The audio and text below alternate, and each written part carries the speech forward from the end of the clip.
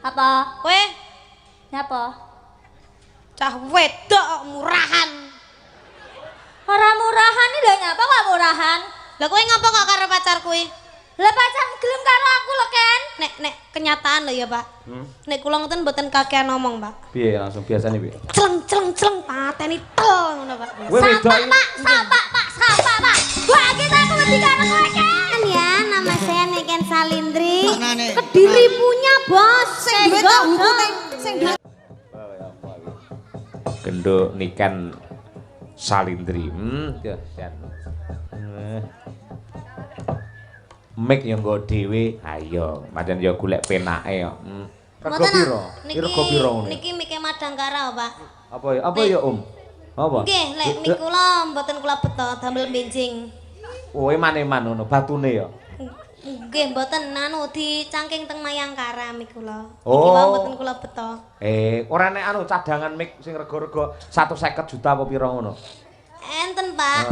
Mike kathah. Ndang nggih didamel teng Mayangkara. Oh, pentas. Nggih. Budal dhisik. Wah, iya coba kaya apa. Lah, engko ketoke piye ngangge mik Madangkara ketoke piye? Oh, mboten, Pak. Ora ganggu suara dan karaktermu Mboten, toh? Pak. Aman toh?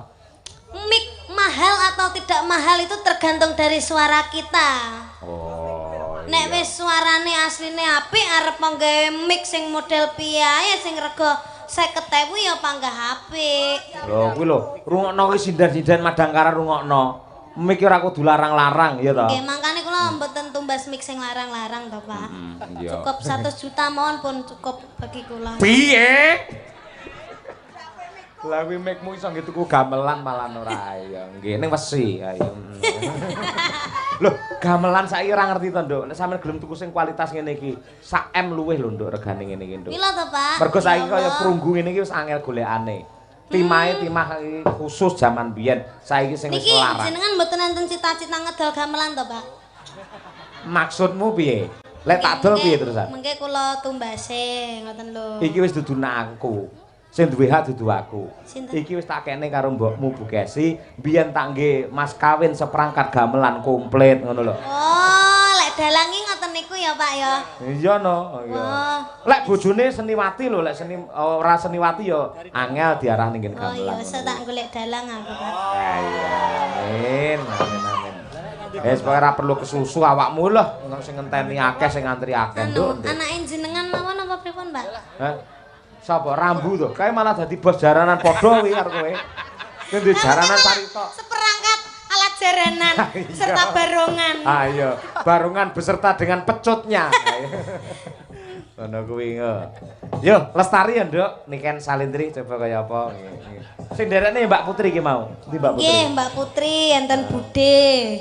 Nggih Iki Bude kula terus enten Nggih. Mas Rijal. Pun lahiran buke. Dereng. Dereng nggih.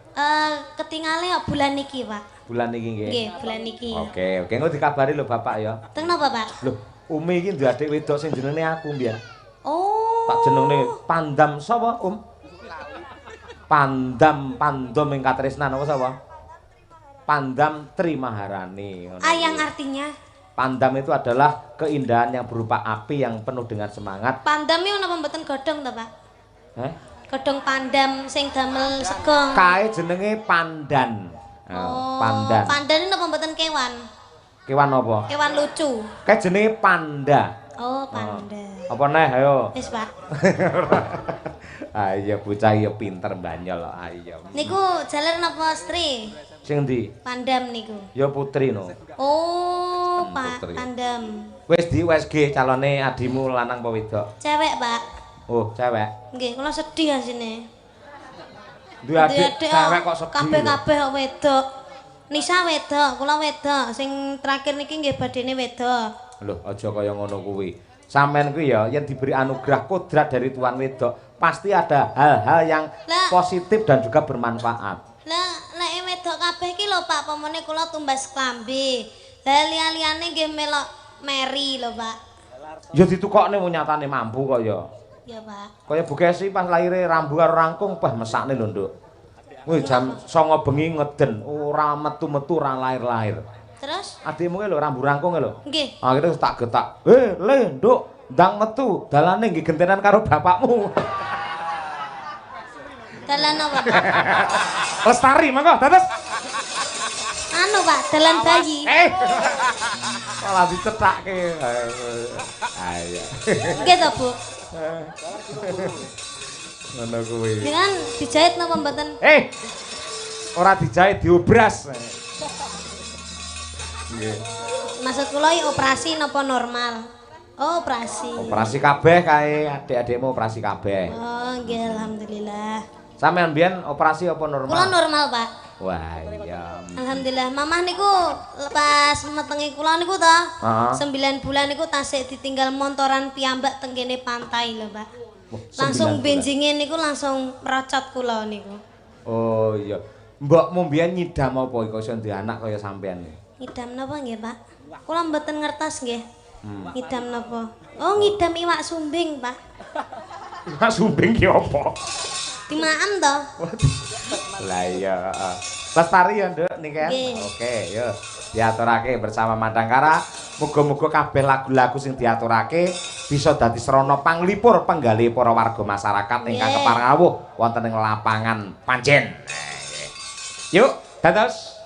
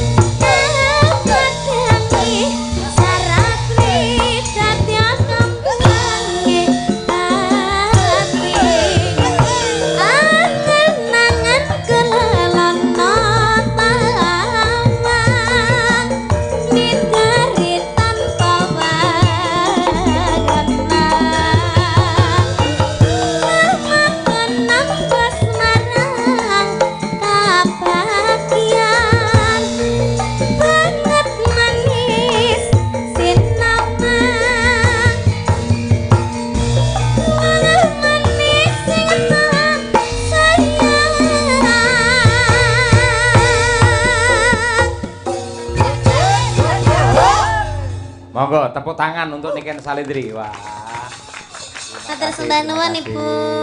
Nggih. Nduk, ngateko. Birgita. Birgita sing pacare gandeng karo Niken Salindri. Kaya apa ekspresimu?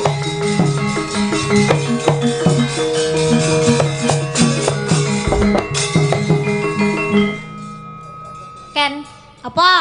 kowe tak anggap adik kowe iki. Lah kowe lho ora tak anggap kakak. Kowe tak anggap adik. Oh ya dulur beda. Tak jaki riwa-riwi. Jare sapa wong sing bayari panggah aku Aja guyu. Iki kowe iki aku nesu lho, iki aku nesu lho, Ken. Aku anggapmu ora. Aku nesu iki. Aku nesu kowe tak anggap adik, kowe malah gendaan karo pacarku.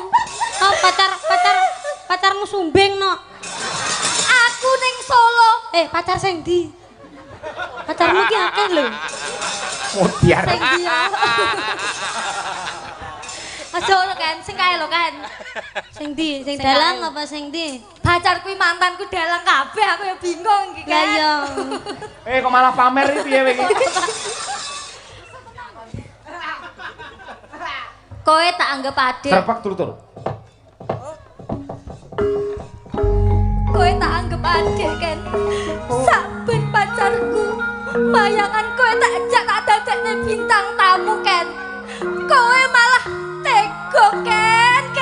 Kowe malah selingkuh ning buriku Ken. Kowe tega karo aku Ken. Kowe tega Ken. Kowe tega Ken. Kowe tega Ken. Sepurane. Sing greges ki yo pacarmu kok. Asline pacarku mbok godho Ken. Aku orang godo loh. Bayu sepurane ya Bayu. Kowe ngirimi foto-foto seksi ning gone pacarku Ken. Udah aku Bayu. Aku. Dhewe sing jalan Bayu. Kowe tega malah mbok kirimi kudune kowe nek ngerti aku Mbak Yu ora mbok kirimi Ken. Kuwi ngono tak kirimi fotone seksine wedhusku. Udah aku. Tak delok ning WA-ne transferan 500 juta ning gonanmu Ken. Akeh men to. Kena pacarmu melarat kabeh lho. Akeh men 100 juta. Aku ora nyinden. Ki gayane lho kan gayane. Aku dadi murahan ngene to rumah saku. Mbak mbok ganti to, Pak? Etok-etoke diwalik ya. Ha, diwalik. Ya. Biasane selingkuh karo kae. biasane kuwe sing rebut pacarku, Pak. Nah, iya, kuwi tukang rebutan namanya nak. Direbut terus kok. Sampai. Mbak sumpah apa piye? Ya.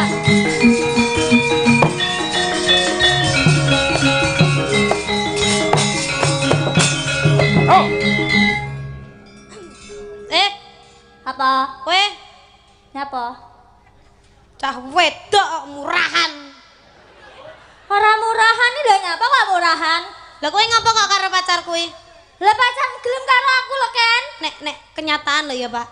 Nek kula ngoten mboten kakean ngomong, Pak. piye langsung biasane piye? Celeng pateni tel ngono, Pak. Kowe wedok Sapak iki. Pak, sapak Pak, sapak Pak. Wah, kita aku wedi karo kowe Ken. Perang Ken lagi perang. Gunung jeblok tak langkai segoro geni tak genglangi. Wah, elok men. Kuwi lagu sekti Ken. Ya trah aku ya sekti ya wonge. Wah, kita aku wedi karo kowe Ken. Sapane Pak, perang Pak iki Pak. Pak pedang, Pak. Jenengan kula graji napa? Melan-melan napa pripun, Aku Pak? ora melu-melu aku. Godo Pak, godo. Ya, Alah kecilian. celurit lho iki. Oh ya. Sitoke Pak, aku Pak. Sing apik. Aku tak ngasah celure cek, Pak. Godo. Lah kok radil. Kulinoro ngene iki ta kowe. Lah kok radil, Pak? Kok radil? Kuwi landhep kuwi iki an. Iki lho tumpul. Kuwi paling dikenekne gur kerih kok Lah iki kan perih. Perang Pak. Aja takon jenengku Niken Salindri lek ra kowe mati ning tanganku. Maju kan aku ora wedi. Kowe wis mlebut pacarku lonte.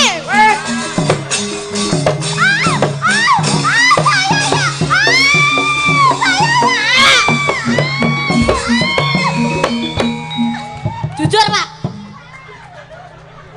Lah mati kabeh sing dalang sapa? Niken ya asem aku dikatone ora nggih. Lah, ini begini, Mbak Niken dan juga Birgita serta para penonton semuanya. Ini menjadi bukti bahwa sinden itu adalah kreatif walaupun tanpa pelawak dan dagelan mampu membuat jenengan tertawa dan terhibur. Inilah sinden zaman sekarang. Salaman sik kok tukaran tenan. Salaman sik. Jane suto. Engko tak wae jajanku. Apa jajanmu? Lah aku pedot karo yangku gara-gara awakmu to asine. Gak iso. Lah nyapa yangku kaya ngeleki fotomu ning Instagram. Astagfirullah, aku teman Instagram tok Ken. Alah ndak percaya aku. Nang malih putus aku malih. Aja curhat ning kene to dikira tenanan iki kok. Oke. Ya wis barok ya. Terima kasih luar biasa Niken Salindri elok. Jenengan tetap berdiri Niken, Mbak Birgita duduk lagi. Nah, nggih, luar biasa elok tenan nggih. Sekarang hiburlah warga masyarakat Kepanjen Pace Kabupaten Nganjuk dengan lagu-lagu pilihan dari Ibu Lurah. Jenengan nembang siji pisan kas, ya toh. Bar kuwi Bu Lurah saya beri waktu untuk memberi tali asih kepada para waranggono termasuk Niken Salindri. Pilihan tinduk Lestari Lamunan Pujaning sih karo Kitir Sumilir.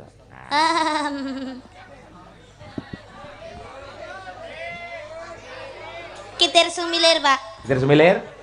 Oke, siap. Yuk. Nyuwun permintaane sing terbanyak mau Gitar Sumilir. Nggih. Gitar Semulir setuju? Sumilir, Mbak. Oh, Sumilir. Heeh. Akhir apal yang nerangke. Nggih. Oke, Gitar Sumilir diaturake bersama Niken Salindri. Ini bintang bukan kaleng-kaleng dan juga Madang Karagruk. Oh.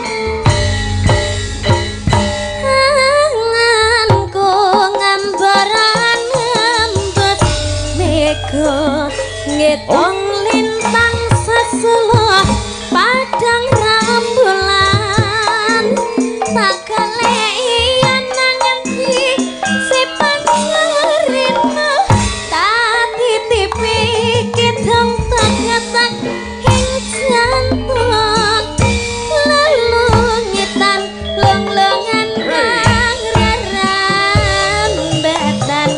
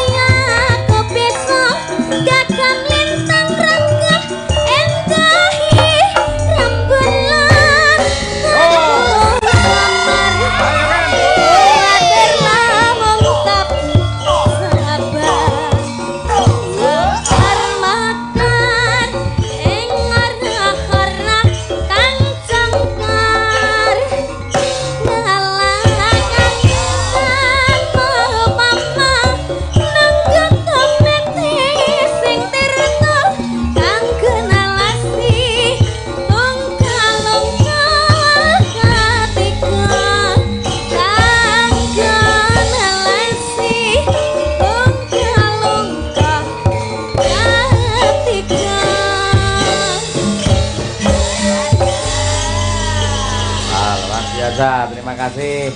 Iya, Bu Pak. Lurah, monggo Mata seteng mriki. Sing mriki nggih. Nggih, ngancani Bu Lurah nggih. Nggih, ya, tawa mriki Bu Lurah. Ya. Ku tak tang tang tang tang tang tang. Monggo Bu Lurah, yuk.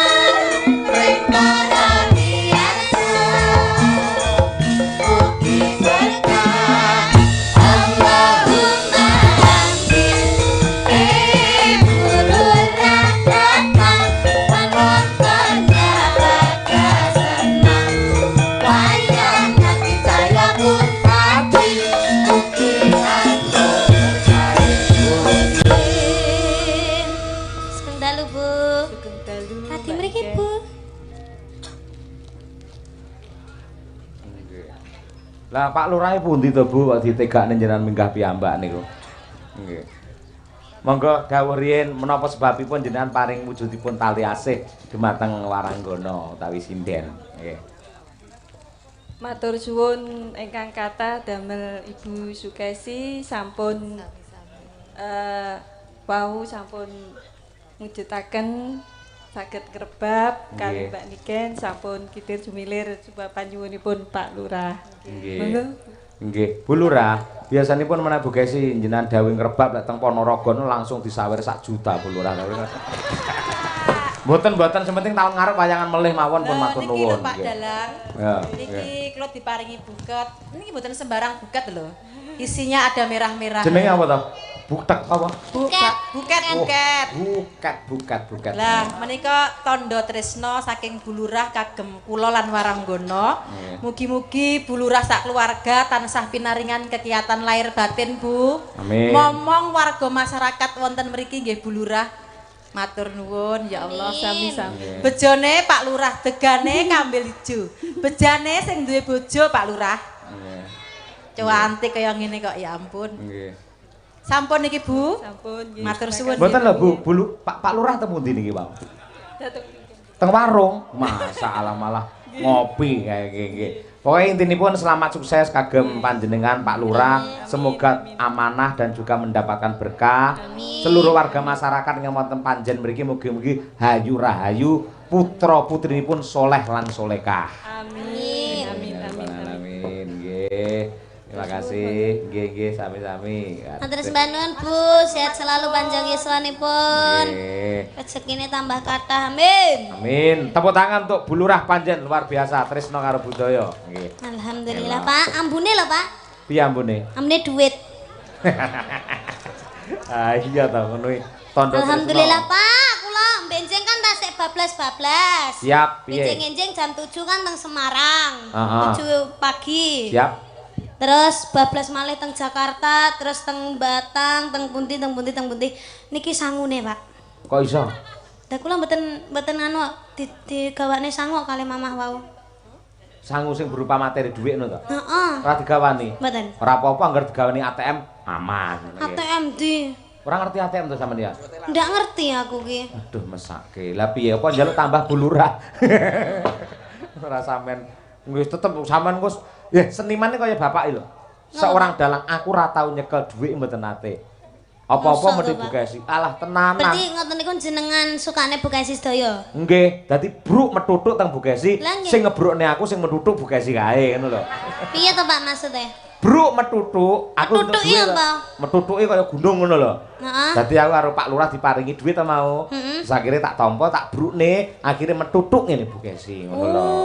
Berarti tabungane teng kene Bu Kesi. Wow. Nadyan sampean ora nyekel dhuwit, ning semua kebutuhan sampean sudah di-cover oleh mamah jenengan. Sudah. Makane kula nggih ngoten to, bruk teng kene Mama sedaya. Apik kuwi. Sampean tulang punggung keluarga yang bisa dadi lantaran saka Gusti Allah nguripi keluargane jenengan kabeh. Wah, pahalane top kuwi. Amin Pak, mugi-mugi nggih kula langgeng awet teng kene dunia seni, Pak. Amin. Lah nek dunia ndilirane seni. Karena dunia Kan dunia entertainment itu kan mesti ada pasang surutnya. Oh betul. Tapi aku tuh bertahan supaya tidak surut. Caranya piye kan? Tidak sombong. Tidak sombong. Oh iya. Ada lagi? Selalu mentaati perintah orang tua. Ah iya. Mergo ning donya ki ora ana donga sing paling ampuh kejaba dongane mbokmu. Nggih. Mula bejo kemayangan sampean urip sik ditunggoni karo mbokmu iki bejo. Nggih, Pak. Leres, Pak. Heeh. Semari kesel pisan. Sampun. Wah iya, saiki nembang nek. Coba kaya apa? Pilih neh, Nduk. Ayo, bar iki tak apa kuwi jenenge tak selani siji sampean bisa istirahat terus terakhir langsung digietke ngono. Oke. Lestari lamunan Pujaningsih. Aku jane sir nyanyi Pujaningsih, Pak. Pengen. Tapi nadane kemetitin kok gorokanku cepot. Oh, iso didukne. Aman. Koordinasi karo kanca-kanca Oh, iso didukne. iso didukne. Oh iya. Pujaningsih wae nek. Disapa sing ngendang kayak Mas Noval kayak ben saya semangat Mas Noval semangat ya.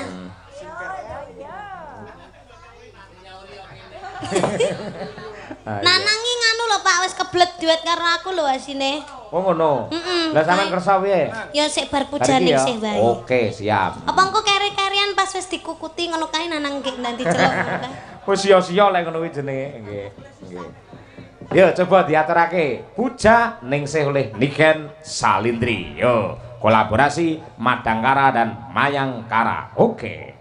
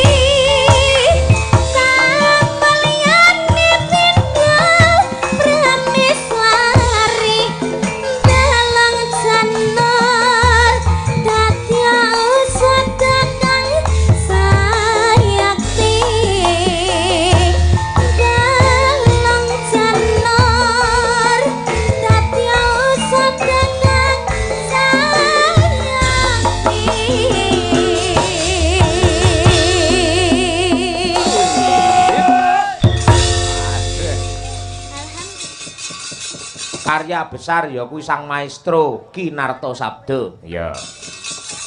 Ya Nduk, jumenenga cah loro Nduk. Dikompliti sak bawanipun. Ya. Wiwit saking genduk Umi Hafifah. Ya. Ayo Om.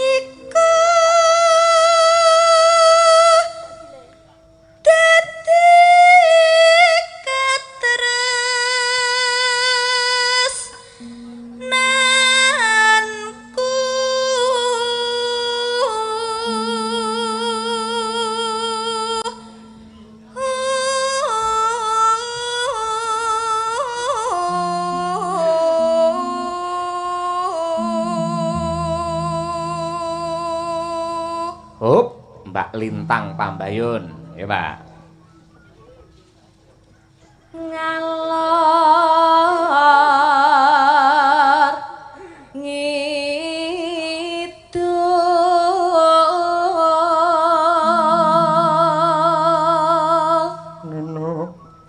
tepung gelang mungkar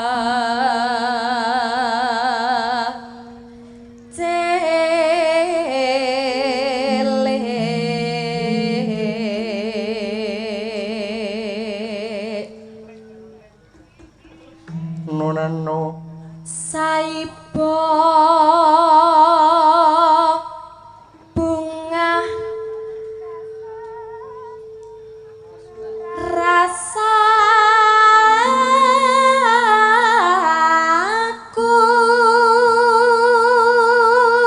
Nitno nano yen mulih bakal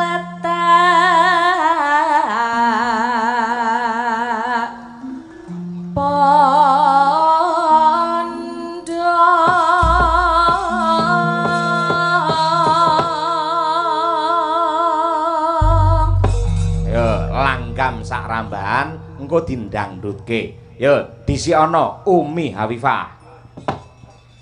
Ngobengi kutha sateruse ing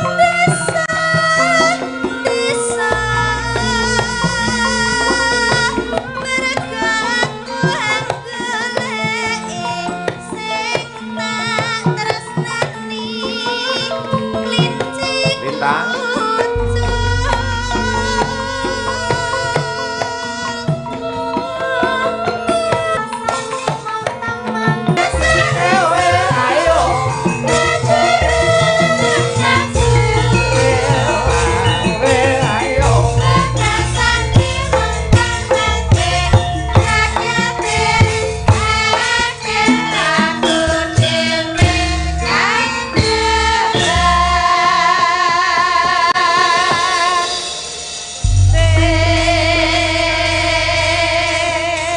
tetep pelok barang karo nyenyuwun marang purbane Hyang Agung Mas Gareng.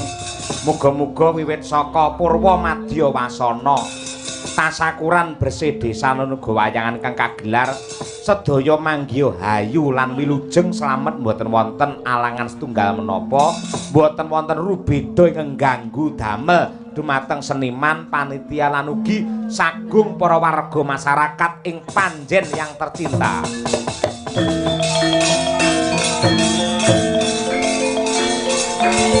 Mengowo paksi manyura wangine aduh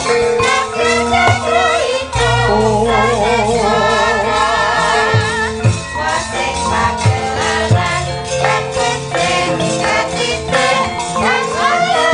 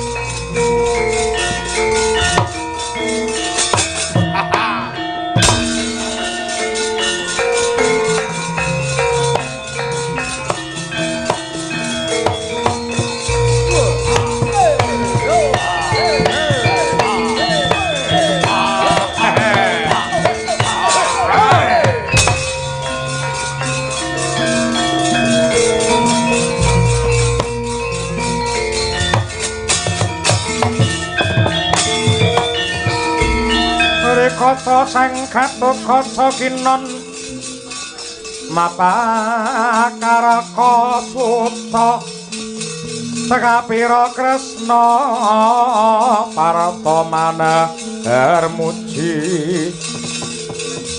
saktinira sang peki ing ujaran wang-wang semu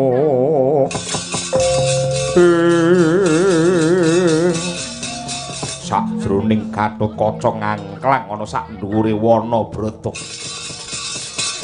lak ana buta sing gidrah-gidrah kaya mangkene kowe bakal menyang endi lan sapa aranmu lak nomripatmu jerengen gobokmu Narendra Eka Cakra atmajaning swargi Prabu Baka Kirmina kang dadi aranku kowe sapa Gus putra Jodipati satriya ing Pringgondani Gatotkaca sing dadi aranku kowe putra Jodipati tegese anak Bratasena dasar para nyata walah dudu kowe sing tak goleki ning gerangamu endi Bratasena kon renak gaglake limpane perkarane apa kowe tumindak marang tata kang kaya mangkono wong tuaku mbiyen sing nyedani ya si Bratasena utang wirang nyaur wirang tang pati nyaur pati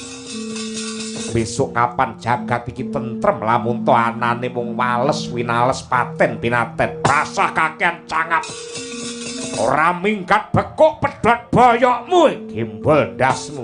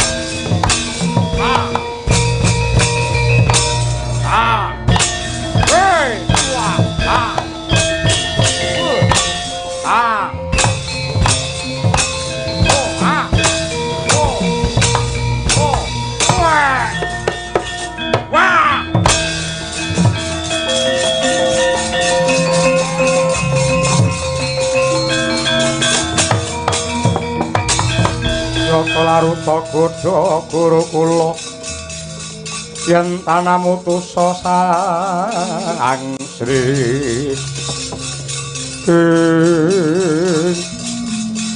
Suramrata Jayamrata gerbuten aku ora gondro sepira entuk-entukane ratu buta yen ra kena dijak rukun anane mung sengit lan mangigit-igit entek-entekane bangka kaya kowe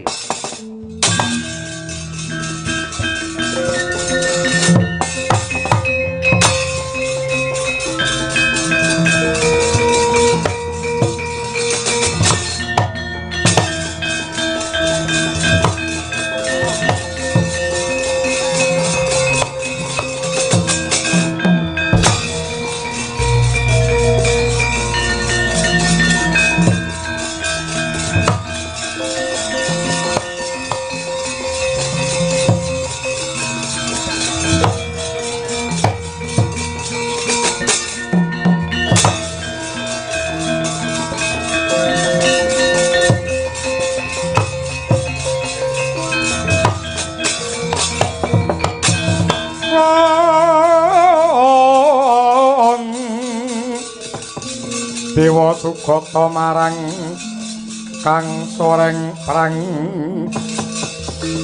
ngudani arum-arum entanu ngawiyat